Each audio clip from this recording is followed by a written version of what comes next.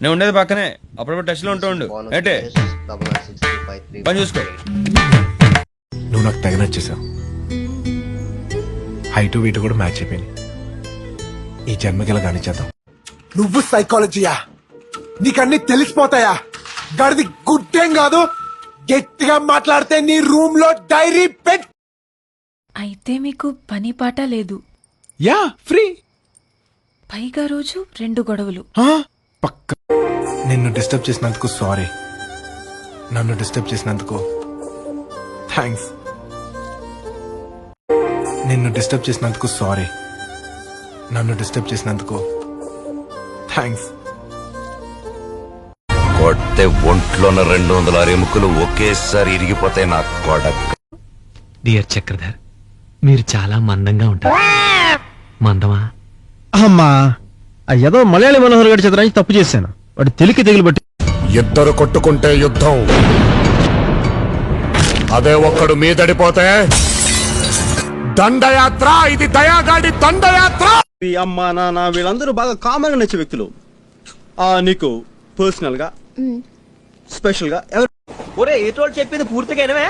ఇలా వెనకే డిగ్రీ అన్నే చదివావు. సరే, నువ్వు నన్ను పెళ్లి చేసుకోవాలంటే ఎవరిని అడగాలి? మా అమ్మ నాన్న సారథి అంతే. కానీ నేను ఎవరిని అడగక్కర్లేదు. నేను నిర్ణయం తీసుకుంటే చాలు. మీ అమ్మ నాన్నల్ని అడగవా? ఉంటే కదా. సింపతి వద్దు ప్లీజ్. అమ్మా నాన్న చిన్న వయసులోనే ఆశ్రమంలో పెరిగాను. స్కాలర్షిప్ తో బయటకు వచ్చాను. ఉద్యోగం ఏదో గడిచిపోతుంది. ఇదంతా నీకు చెప్పాలనిపించింది. అందుకే మన లైఫ్ లో మనకి ముఖ్యమైన వాళ్ళు మన వదిలి వెళ్ళిపోతే మనము పోనక్కర్లేదు.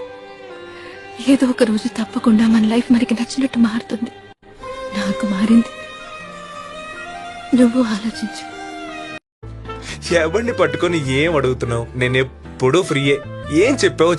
Power star Pavan Kalyan fan ని గబ్బర్ సింగ్ సినిమా చూసావని అడగకూడదురా. ఎన్నిసార్లు చూసావని అడగాలి. నాకు నువ్వే కాదు, ఎప్పుడు ఎవడు పోటీ రాడు, రాలేడు. ఎందుకంటే సిద్ధప్ప, నాకు నేనే పోటీ, నాతో నాకే పోటీ. అన్ని పుట్టుకుతూనే వచ్చేస్తాయంట్రా. 2-3 పెగ్గులు రాంగ్ కలుపుతావు. నేను 4 సార్లు గట్టి కొడతాను. అప్పుడు ఆటోమేటిక్ వచ్చేద్దా?